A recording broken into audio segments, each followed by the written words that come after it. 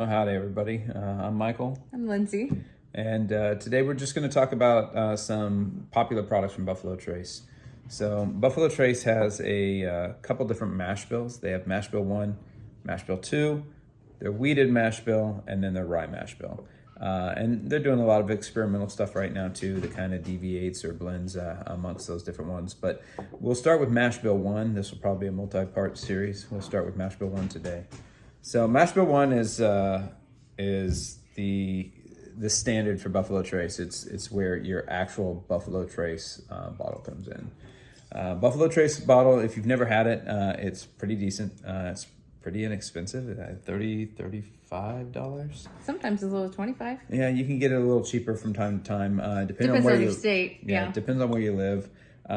You can pretty much always find it at the distillery if you ever go there. Kentucky has it. Kentucky's lousy with this. It's all over the place.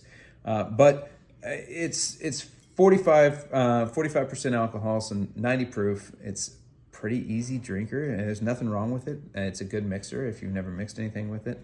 I drink it straight most of the time. This is something that if I don't know what to get for somebody new coming over, this one's easy to do. It's actually what I'm sipping on here tonight. So it's not bad. You get lots of caramel in it. I get a lot of caramel anyway. She gets spice. Yeah, she gets spice on pretty much. It's a great way to open the night, though. It's a great first drink to kind of warm up your palate and get ready for something else. Yeah, we traditionally start with low proof and then work our way up. And Buffalo Trace is a great one to do, especially if you're exploring the Buffalo Trace mash bills. Another Buffalo Trace mash bill that is basically exactly the same as Buffalo Trace, it's just barrel proof, is your Stag. It's called Stag now. This is a Stag 18. This was before they started putting the little batch numbers on the bottom, but this was the first time they dropped Junior off. There used to be a Junior right here in the corner. This one's not my favorite Stag, to be honest. It's 131 proof, so quite a bit hotter than our 90 proof over here. But you get a lot more flavor. I get a lot of cherry on this, which I don't get any on this, which is really interesting. When you start watering it down, you start losing a lot of the complex flavors. So anyway, there's a huge difference between these two. This is probably not for a rookie drinker, meaning someone who's new to bourbon, or new to straight bourbon anyway. This bottle, the subtleties on it will probably be lost. It takes a little while to be able to drink high proof and really appreciate it and not just get the burn. And those of you that have drank high proof early on know exactly what I'm talking about. Another one of the popular mash bill ones is going to be your Taylor small batch. So people are always asking me what my favorite bourbon is, and to be honest, Taylor small batch is probably right up there with it. When people say, "Hey, what's your favorite bourbon?" I was like, "Well, tell me the price, right?" Because I have 3 or 4 at every price point that are my favorite. But if I'm looking for something a little bit elevated, and when I say a little bit elevated, it's the same recipe as Buffalo Trace, but that 100 proof is really the sweet spot for a lot of these. Now, Taylor, interesting enough, has different proofs. Everyone says, "Oh, it's bottled in bond." Well, bottled in bond means it's 100 proof, right? Well, most of Taylor is bottled in bond, but behind me, I have a couple barrel proofs there. You can see them right there behind me. They are not bottled in bond. Same recipe, higher proof, okay? So you might be wondering, what's the difference between this and this at barrel proof, right? So this is aged differently. It's aged in different spots in the warehouse. It has a different flavor profile altogether. I told you I get cherry on this. I get caramel and vanilla on this. Never Very cherry. different. Yeah, Mm-hmm. I mean, she can tell the difference in these, and she actually really prefers this one. Yeah. This is much more of what I would consider like an autumn or a fall drink, whereas Taylor is more of like an anytime drink. It doesn't quite have the burn. All right.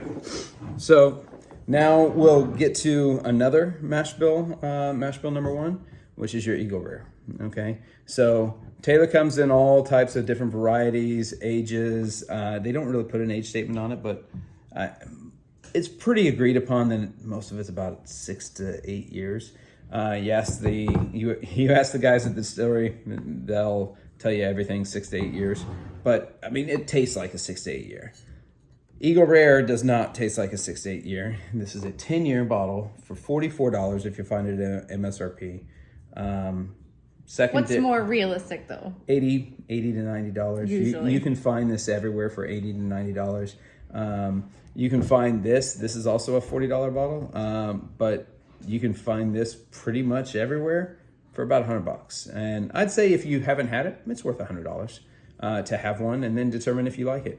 I personally wouldn't pay that for it unless I was out of it.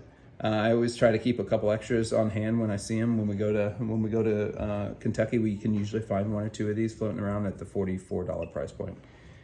$34 to $44 is pretty standard on the shelf at a place that doesn't really mark them up. On this place that marks them up, $70 to $80.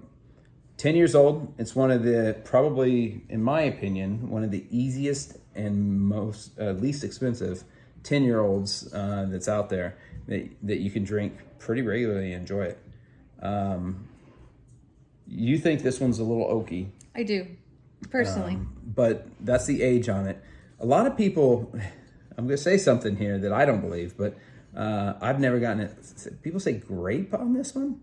I've never tasted grape on it at all. But a lot of the guys I drink with will say, "Oh yeah, Eagle Rare, it tastes like grape." I was like, "Oh, I've never got that." But on this one, I do get a lot more of those winter spices. So think like pumpkin spice, nutmeg. You know, there's a little bit of vanilla, but there's a lot of heavy oak on it.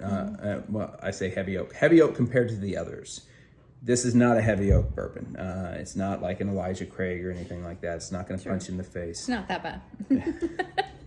But real good, easy drinker, decent 10-year-old. I wouldn't mix this with stuff personally because it's 10 years and I just kind of feel weird about mixing something that's waited 10 years in a barrel for me. Easy mixer, 6 years old. $34. You can find it most places. Even in states that it's hard to find, you can pretty much find this. This one's a little harder. I know Georgia has this sitting on the shelves.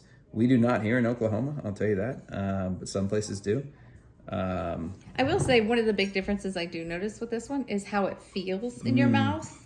It's much more oily versus, this one is more like bourbon. It's a little bit rough and it has grit to it. This one does not. This one is very smooth to drink.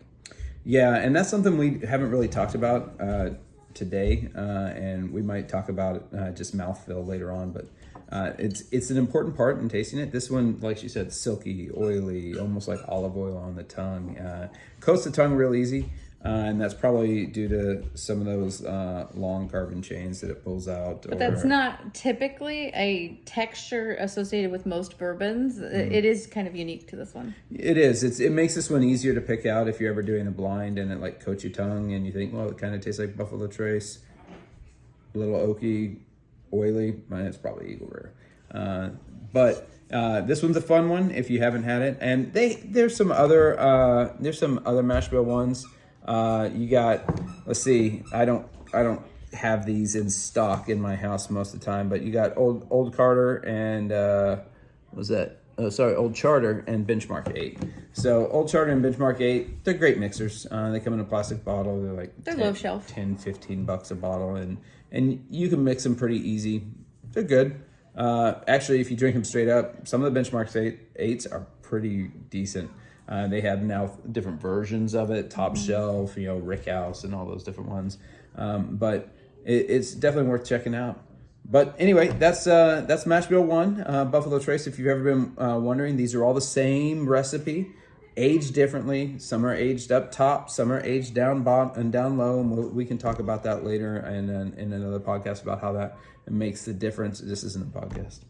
It's okay. But anyway, in another video, we can talk about it. And let us know what questions you guys have or anything you want us to talk about. We have several different options to go through back there. We can do these videos if they're popular. All right. Cheers.